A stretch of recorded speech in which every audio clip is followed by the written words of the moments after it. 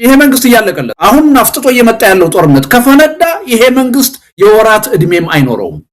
ጦርነትን በፍጹም ሊቋቋም የማይችልበት ደረጃ ላይ ደርሷል። አሁን ሄዶ ይሄ መንግስት ጦርነት መዋጋት የማይችልበት ደረጃ ላይ ደርሷል። ተናጠል ፋኖን ማሸነፍ ያልቻለ ኦላን ማሸነፍ ያልቻለ አካል አሁን ባለው የኃይል አሰላለፍ ሊመጣ የሚችለውን ጦርነት በምንም ተአምር ለወራት ሊቋቋም አይችልም። ይሄ አገዛዝ እያለቀለት ነው። አሁን አገሪቱ ውስጥ የተፈጠረው የኃይል አሰላለፍ በምንም ተአምር አሁን የመጣውን የኃይል አሰላለፍ በምንም ተአምር ይሄ መንግስት ሊቋቋም አይችልም። ለወራትም ሊቋቋም አይችልም። ወደ ኋላ ሊመለስ በማይችል መልኩ ሁሉንም ጠላት አድርጎ በሁሉም ላይ የህልውና ፈተና ደቅኖ ሁሉም አጌንስት መንግስት እንዲነሳ አድርጓል፣ እንዲተባበር አድርጓል። ዋጋ የሚከፍልበት ጊዜ ተቃርቧል። ምክንያቱም እየመጣ ያለው ማዕበል ቀላል ማዕበል አይደለም።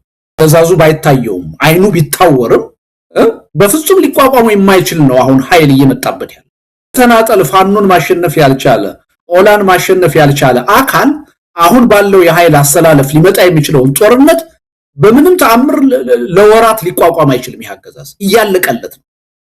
የኢትዮጵያ ህዝብ ተአምር ማሳየት አለበት። ሁሉም ሰው ሌላ ማህበራዊ ጉዳይን ትቶ የሚቀጥለው ሳምንት ቅዳሜ በስፋት ኢን ሚሊየንስ በውጭም በሀገር ውስጥም ያለው ተገኝቶ ለኢትዮጵያ ህዝብ ትልቅ ተስፋ ማሳየት አለበት። አገዛዙን ማስደንገጥ አለበት። የውጭ ኃይሎች ደግሞ እውነታውን እንዲረዱት ማድረግ አለበት። ለሶስት ኃይል ነው መልእክት የምናስተላልፈው። ህዝቡ ምን ያህል የተቃዋሚው ጎራ ከመቼውም ጊዜ በላይ ካለፉት ስህተቶቹ ተምሮ በተናጠል ትግል ማሸነፍ እንደማይቻል አምኖ በከፍተኛ ደረጃ እየተባበረ እንደሆነ ህዝቡ እንዲያይ እንፈልጋለን። ይሄን አይቶ ተስፋ እንዲፈጠርበት ሊመሩኝ ተዘጋጅተዋል እንዲል እንፈልጋለን። ምክንያቱም የዚህ አይነት እንቅስቃሴ ነው እያደረግን ያለነው። ትልቅ ተስፋ አለ። ሁሉም ሊባል በሚችል ደረጃ እርስ በርስ መታየት የማይፈልጉ ኃይሎች ሁሉ ዛሬ ተቀራርበው እየተነጋገሩ አብረው ለመስራት እየወሰኑ እከሌ ቀርቷል በማትለው ደረጃ አሁን በዚህ መድረክ ላይ ሰላማዊ ትግል የሚያምኑ ሀገር ውስጥ ያሉ ውጭ ሀገር ያሉ ኃይሎች ይሳተፋሉ። በትጥቅ ትግል የሚያምኑ ወንድሞቻችን ይሳተፋሉ። ሲቪክ ማህበራት ይሳተፋሉ። የሃይማኖት አባቶች ይሳተፋሉ። ሁሉም እዚህ ላይ የብሔር ልዩነት የለም። የርዕዮተ ዓለም ልዩነት የለም። የሃይማኖት ልዩነት የለም። የሀገርና የህዝብ ህልውና ጉዳይ ነው። የገጠመን ችግሩ የጋራ ነው። ሁላችንንም ለማጥፋት እየተረባረበ ያለው መንግስት ነው። ይሄን ኃይል መታገል አለብን ብሎ ወስኑ። ይሄን ህዝቡ እንዲያየው ፈልጉ። ህዝቡ ብቻ አይደለም የመንግስት የብልጽግና መዋቅር ይሄን እንዲያይ እንፈልጋለን። ወዴት አቅጣጫ እየተሄደ እንደሆነ እንዲረዳ እንፈልጋለን። ይሄ የተቃውሞ ማዕበል ነገ መሬት ላይ ሊበላል ይችላል፣ እያለቀልን ነው ብለው አስበው ራሳቸው ወደ ተቃውሞ እንቅስቃሴ እንዲገቡ እንፈልጋለን። መፍትሄ ወደ ማየት እንቅስቃሴ እንዲገቡ እንፈልጋለን። ዓለም አቀፉ ህብረተሰብ እስካሁን ድረስ አማራጭ የለም፣ ተወደደም ተጠላም ይሄን ደካማ መንግስት እንዳይሞትም እንዳይድንም እርዳታ ብድር እየሰጠን ማቆየት አለብን ብለው ነው የሚያምኑ። እውነተኛው መልእክት እንዲደርሳቸው አሁን እንፈልጋለን። ተቃዋሚው ጎራ አንድ ላይ ሆኖ ለመታገል የወሰነ እንደሆነ መሆኑ ይሄ መንግስት አሁን እየመጣ ያለውን ትብብር ሊቋቋመው እንደማይችል አማራጭ ኃይል ያውን በኃላፊነት ስሜት የሚሰራ ኢትዮጵያን ለማስቀጠል ተግቶ የሚሰራ ተጨንቆ የሚሰራ ሁሉንም የመፍትሄው አካል ለማድረግ ተጨንቆ የሚሰራ ኃይል እየመጣ እንደሆነ እንዲረዱ እንፈልጋለን።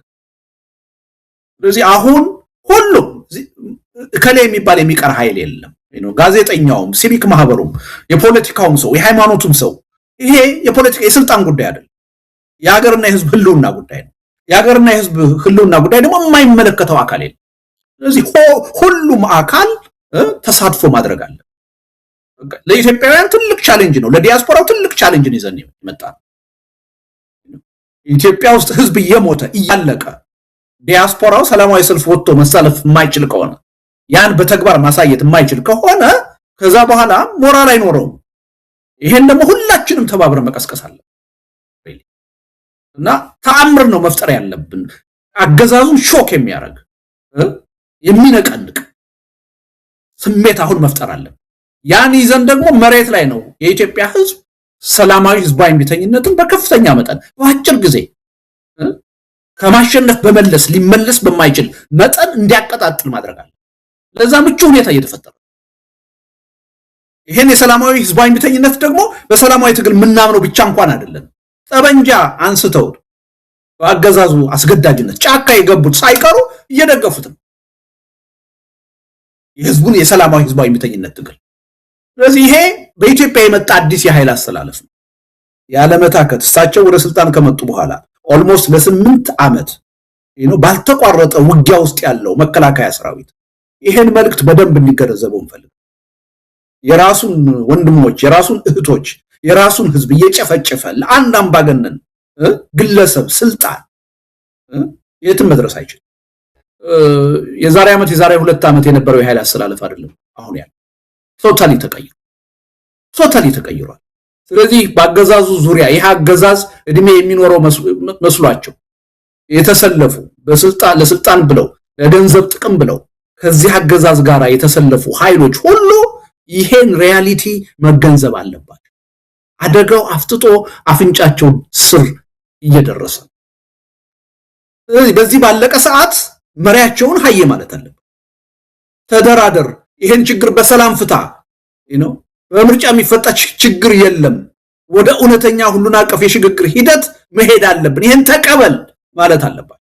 ፍርሃቱ አያዋጣቸውም። አድርባይነቱ ከዚህ በኋላ አያስኬዳቸው። 7 ዓመት አስኪዷቸዋል። አሁን ግን መሽቷል። እየመጣ ያለውን ማዕበል በምንም ተአምር አይቋቋሙ። ይሄ መንግስት በቅቶኛል፣ የዚህ የተቃውሞ እንቅስቃሴ አካል ነኝ፣ ዛሬ በአደባባይ በኢንተርኔት እቃወማለሁ፣ ነገ በተግባር መሬት ላይ ደግሞ እሰለፋለሁ፣ ትግል አደርጋለሁ የሚለውን መልእክት በደንብ ማስተላለፋል። እንቅልፋቸው ነው የሚያድሩት። ኧረ ይሄን እድል እንጠቀምበት የሚሉ ሰዎች እንደሚኖሩ እኔ ጥርጥር የለኝም። ሚኒስትሮች ይህን ይላሉ፣ የጦር መኮንኖች ይህን ይላሉ። ተሰላችተዋል። ሽንፈት እንደማይቀርላቸው እየገባቸው መጥቷል። ስለዚህ በዚህ ጉዳይ ላይ እንዲያስቡበትም እንዲጨነቁበትም ከዛም አልፎ አንዳንድ ጥረቶችን እንዲያደርጉ የሚያስችል እድል ነው እየፈጠርን ያለነው፣ መልእክት ነው እየሰጠናቸው ያለን እንጂ የሱ መገኘትና ለመገኘት ትልቅ ነገር ሆኖ አይደለም። ተጠቀምበታል። ከተጠቀመበት አገዛዙም እድል እንዳለው እያሳየ ነው። ደጋፊዎቹ ይሄን እንዲያዩ እንፈልጋለን። ህዝቡ ይሄን እንዲያዩ እንፈልጋለን። ዓለም አቀፉ ህብረተሰብ ይሄን እንዲያዩ እንፈልጋለን። አጀንዳዎቻችን ምንድናቸው ናቸው? ዋናው ጥያቄ እሱ። ጦርነት ይቁም፣ ሰላም ይስፈን፣ የግፍ አገዛዝ ያብቃ፣ ሁሉን አቀፍ ሽግግር ከምርጫ በፊት ይካሄድ ነው። አጀንዳችን ይሄ ነው። በምንም ተአምር ይሄ መንግስት በስልጣን ላይ መቀጠል አለበት የሚል እምነት የለን። በምንም ተአምር አሁን ኢትዮጵያ ውስጥ እየተካሄደ ያለው የምርጫ ግርግር የኢትዮጵያን ችግር በፍጹም ይፈታል የሚል እምነት የለን። አሁን የፋኖ እንቅስቃሴ እንኳን ሲጀምር አትልፋ፣ ይሄን የፋኖን ትግል በምንም ተአምር በጦርነት አታሸንፈውም እያል እንነግረው ነበረ ለመንግስት። አልሰማም።